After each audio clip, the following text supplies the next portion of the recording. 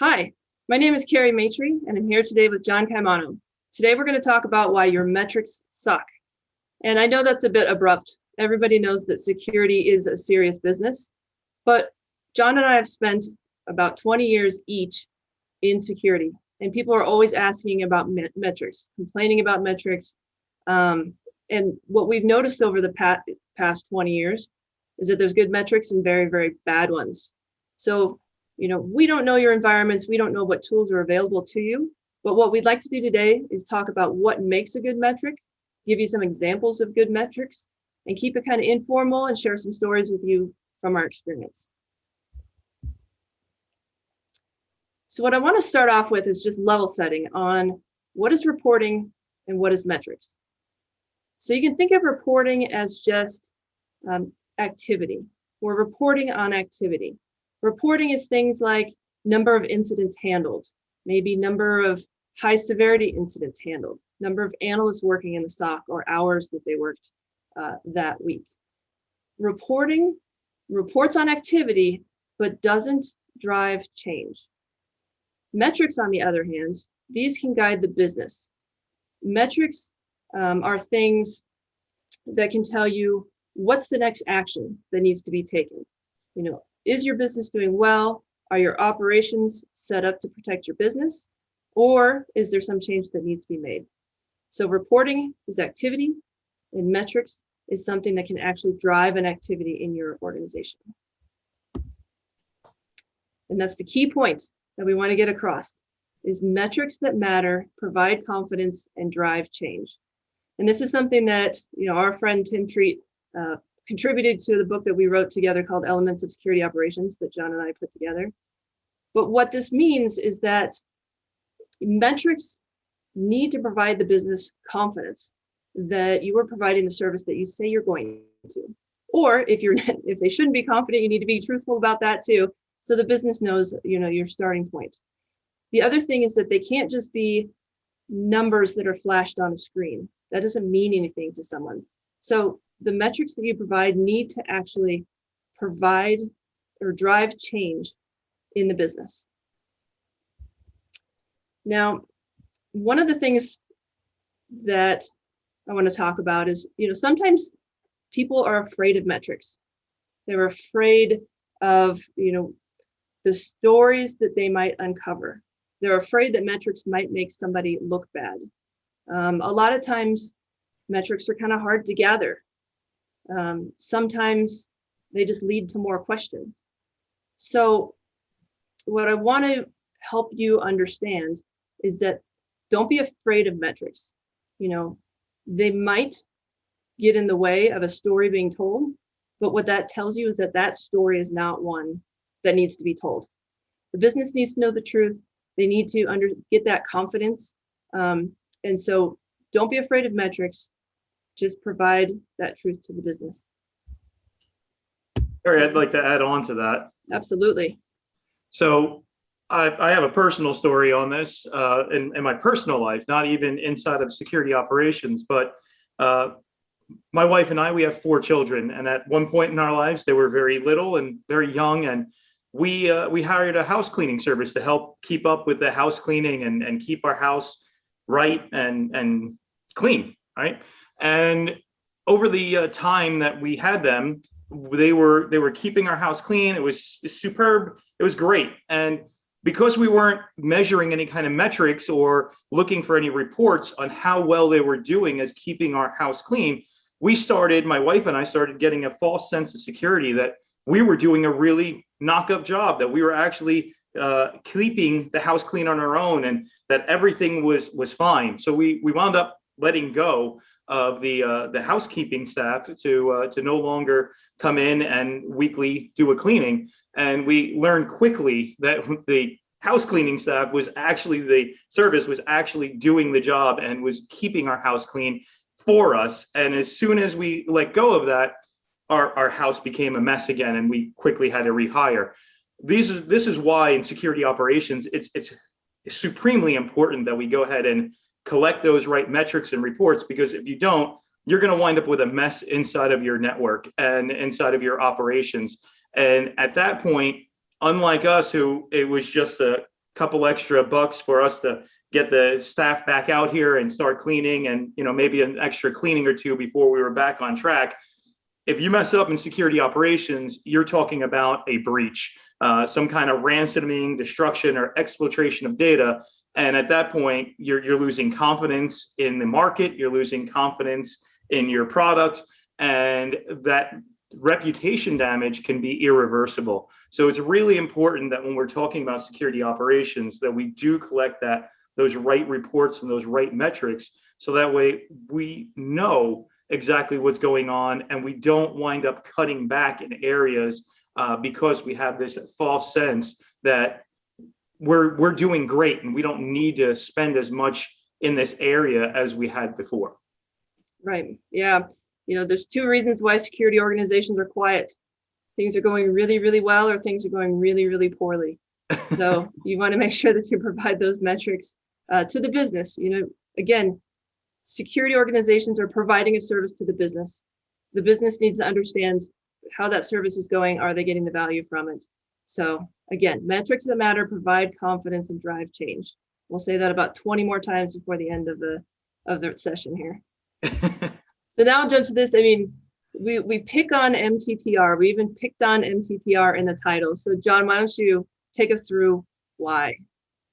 Mean time to resolution it's one I can soapbox about for days, and I won't try to bore too many people out there, but it's the wrong metric when you're talking about your analysts or your engineers.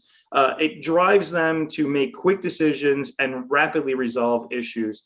That's the wrong behavior in your security operations team. When you're trying to keep servers up, or the network passing traffic, or just anything that means keeping blinking lights blinking, it's a great metric because it drives uptime and it drives that response. But what MTTR doesn't tell you is anything about security operations. Resolving tickets takes time, especially if you want that high fidelity, true positives and true false positives. When you're going through that, it takes even more time. You want to have confidence in your decision and confidence in how you are handling those events. You need to allow your analysts to build a story and build it properly. Define the who, where, why, what, when, and how, and really put together that story. If anything is missing from that, you wind up with a lower confidence inside of your true positive and false positive results. And it can lead to a compromise clinging onto a foothold, and a foothold becoming a breach in short order. Analysts need to feel supported, and they have the proper time to investigate a ticket without a ticking time clock. When MTTR is allowed in security operations, it really just drives the wrong behavior. It's one of those things that we really need to understand and remove from SOCs, because we don't want people cherry picking tickets because they know, oh, I've done this before, I've seen this before. Let me grab this one because I can resolve this quickly and make sure I stay on top of that leaderboard with a very short MTTR time. It doesn't lead to a robust amount of knowledge in your SOC, because they're going to hover around things that they know and that they're confident that they know and they can answer really quickly. Yeah. And we're going to get pushback because every security product has MTTR in their dashboards and their reports. And we're not saying MTTR is useless. It is can be used for reporting. It can be used to assess if your automation is working. It's just not a good metric to measure your analysts by, because again, it drives the wrong behavior. It pushes them to skip through events. When they do that, they're not doing full analysis. They're not bringing those controls back into or bringing what they've learned back into those controls. So, MTTR is not useless. It's just not a good metric when related to analysts. So what is good? Now, we like to break our metrics up into two things. Okay, a business wants to have configuration confidence and they want to have operational confidence. Okay, we think that most, if not all, metrics fit into these two buckets. So what are they? So configuration confidence is knowing that you have the right tools in place they're configured to best practice, and they're going to be able to prevent an attack or prevent a breach, detect an attack if it's ongoing, and mitigate or provide enough intelligence to an analyst to be able to mitigate any incident or breach that occurs. So that is about having the right tools, the right automation in place. That's configuration confidence. Do I have the right things? Operational confidence is, do I have the right people with the right processes to be able to use those tools and those capabilities in the event of a breach or when they need to do analysis and investigations? Do we have enough staff? Are they trained properly? And if not, then that can guide our business that we need to bring in a third party for help. We need to hire more. These are types of metrics that can actually drive change. They can, tell you what to do next within your business. So, configuration confidence is what we focus on a lot in the security industry. We focus on tools. Are our tools set up? How many tools do we have? How many rules do we have written? That sort of mindset is baked into security. And what we are trying to do is open it up and say, no, it's also about how you use those tools. Don't forget about people, analysts, process, because that's how you're going to complete the incident response process. Anyway, configuration confidence, operational confidence. So with number one, John, why don't you talk to us about analyst activity? Absolutely. So one of the first things that we talk about when we talk about analyst activity is the events per analyst per hour, EPAH. It's a great metric for understanding how overwhelmed your resources are. 10 incidents per hour means your analysts are well staffed, while 100 per hour means they're overwhelmed and they're going to miss or ignore alerts. Monitoring the peak and valley EPAH times can really assist in proper staffing models. For example, knowing that the amount of EPAH doubles from the hours of 8 to 10 a.m. when people are getting online and starting to open their email can allow your staffing model to overlap shifts during that time to ensure the proper coverage. The second thing that I like to look at when we're looking at analyst activity is handling time per alert, per stage, per analyst. Monitoring this will reveal your team's strengths and weaknesses, where process and visibility is well established versus where it needs improvement. When comparing individual analysts, this stat will help indicate where analysts need additional attention, specifically by the stage of incident and the alert type. SOC managers and directors should look for where the analysts have opposing struggles and have them work together in a peer team or create a pod with a senior well-versed member in the alert types and a junior or two juniors to form an analyst team. And this symbiotic relationship, when you start generating the types of teams where there's a weakness and a strength, helps them to learn from each other and really helps that operational confidence that you were talking about earlier, Carrie, because it gives them a good sense of how they can ensure that the processes that they're completing are leading to those true positive and true false positive results. Incidents by severity. This is where the time is being spent. Is the SOC receiving a significant amount of critical and high alerts? This can indicate configurational issues. This goes back to configurational confidence. Is the SOC overwhelmed by the sheer amount of low and informational alerts? That indicates an operational issue. Do we need to reduce the amount of feeds to get the alerts to a manageable amount? Or can these low and informational alerts be implemented into a threat hunting program? Threat hunting should be directly involved with the SOC, and the results should be on very short sprints and feeding that information back to the security operations team so that way we're putting in the right strings, we're putting in the right controls, and we're making sure we're getting the right alerts to the SOC with the right severity. And then severity updates. How often are we misclassifying our alerts based on that initial enrichment? Are we going too high? Are we going too low? This really indicates a failure in that identification process, and that we're just not getting enough enrichment, or we're enriching the wrong artifacts. So all of these things will really help increase your analyst activity and give more configurational and operational confidence back to the organization. Yeah, and just a quick thing on the events per analyst hour that you talked about, if it's too high, your analysts are going to ignore alerts. And there was just a report put out by IDC in February that said 45% of analysts ignore alerts when they're overwhelmed. That's huge. So it happens. It's a good metric to understand, and it can drive your business. Yeah, it's one of those things that I've seen in way too many SOCs, and it drives me crazy when I find out that they're ignoring alerts. There's an alert, it's something worth looking at. Yep. So number 2, our second bucket of things we want you to think about is hygiene. Okay.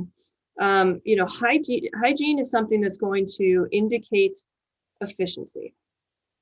Okay. Some things to look at are, do you have unused rules? Okay. Why are they unused? Is it because a different control is, catching incidents before it hits those rules? Are the rules written poorly? Do they need to be updated? Are they 10 years old and they've just been passed along from device to device as you upgraded your controls and never revisited?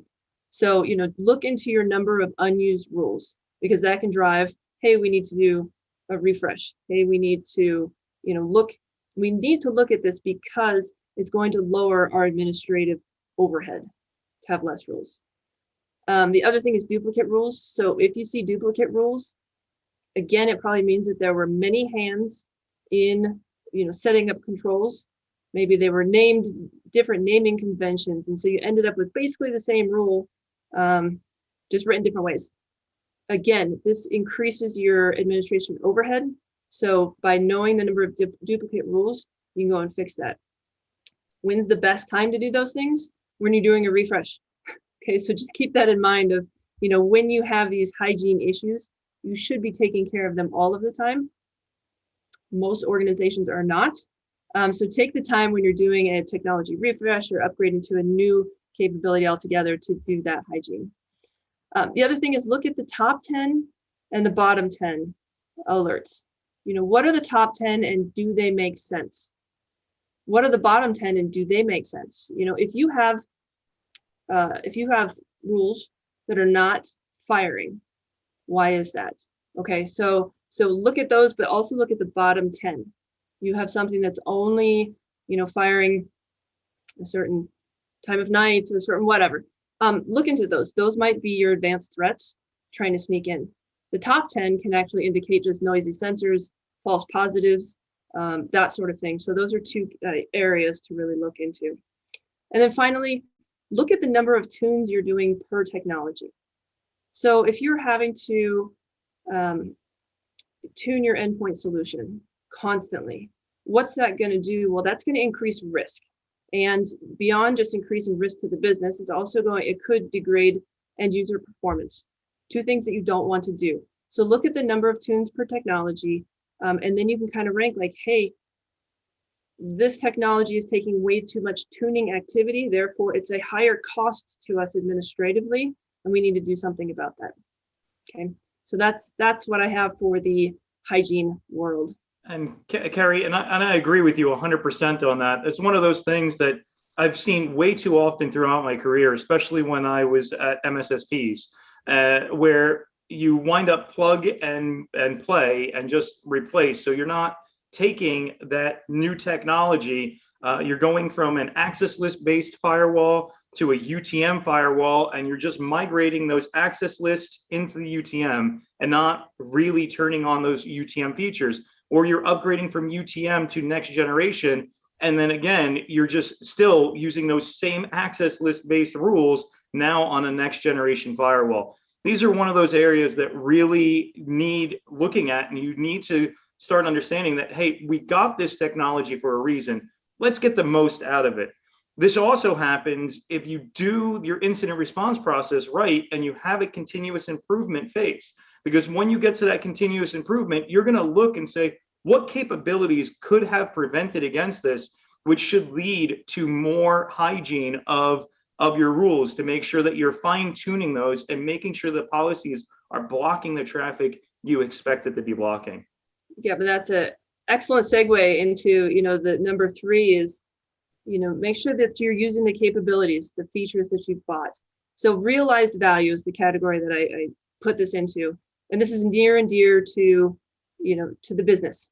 They are making vast investments in security technologies, security capabilities, and the business needs to have confidence that they're getting value out of it, that they're getting the protection and the security service from your organization that they've invested in. So things to look at to kind of prove that to the business is number of features used.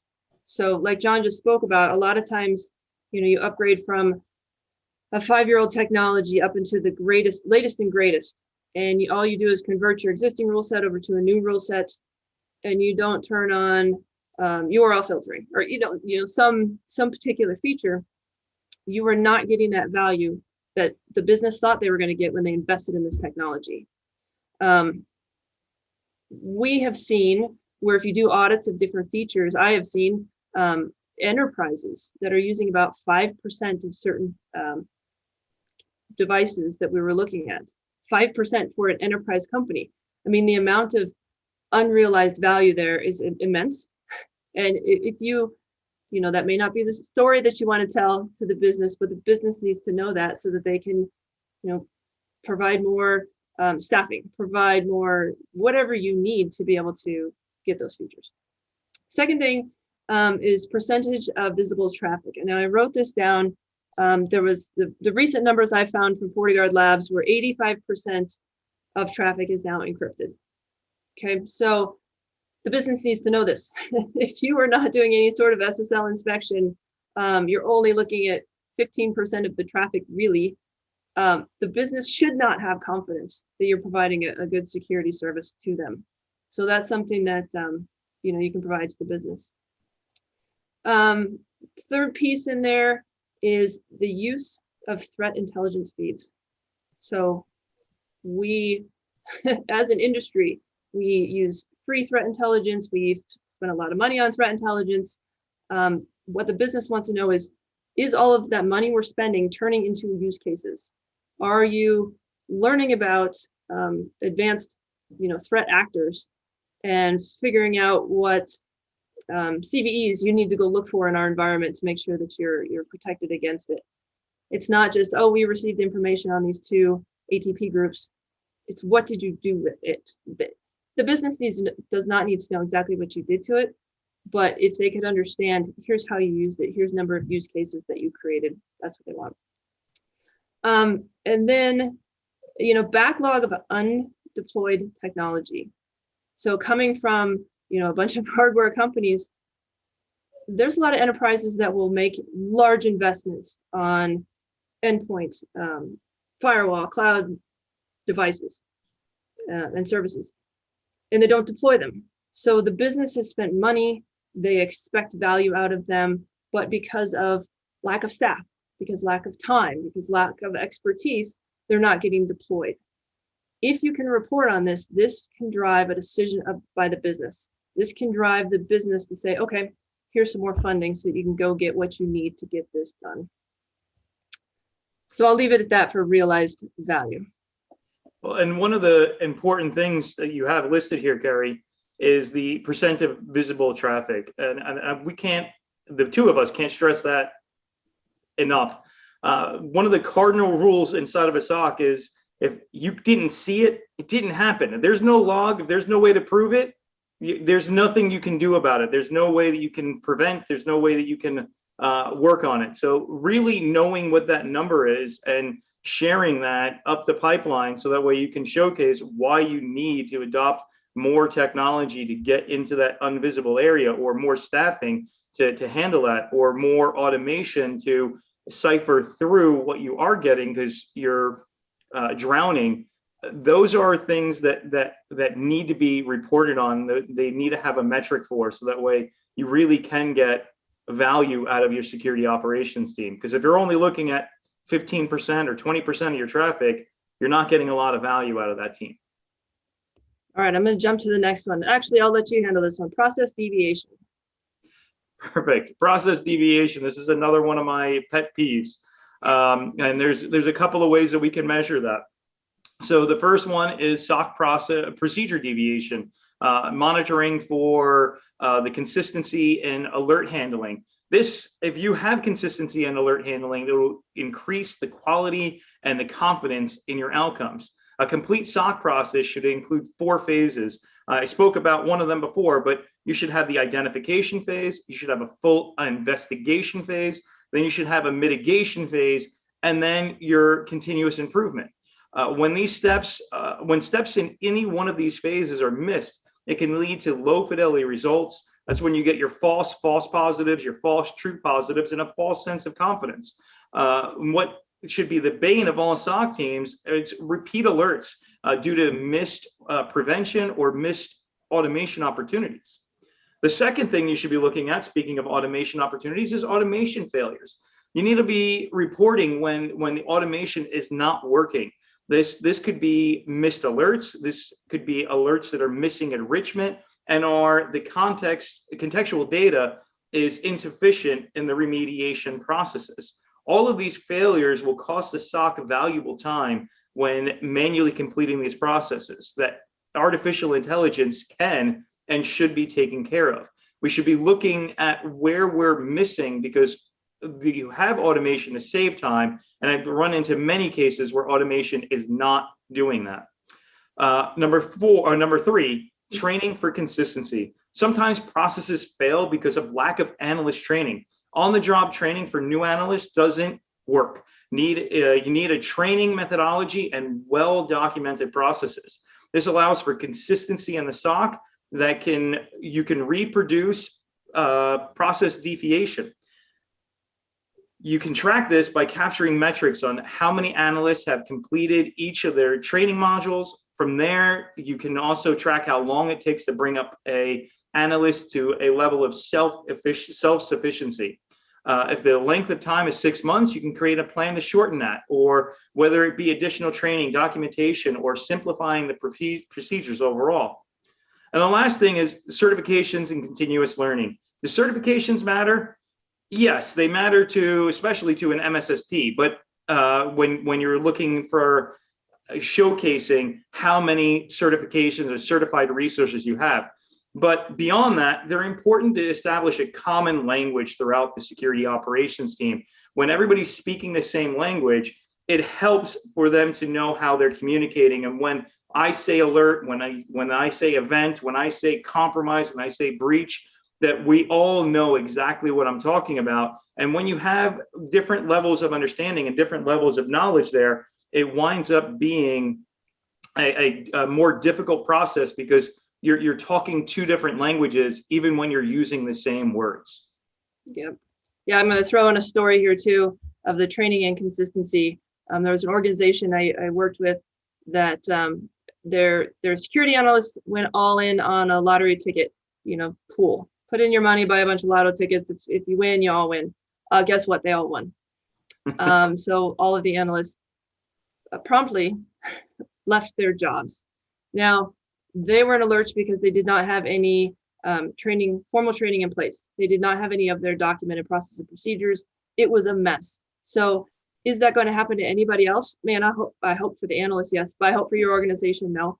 But make sure that you have the documentation to try to get people up to speed. All right, I'm going to jump to number 5 here, analyst work distribution. Take it away, John.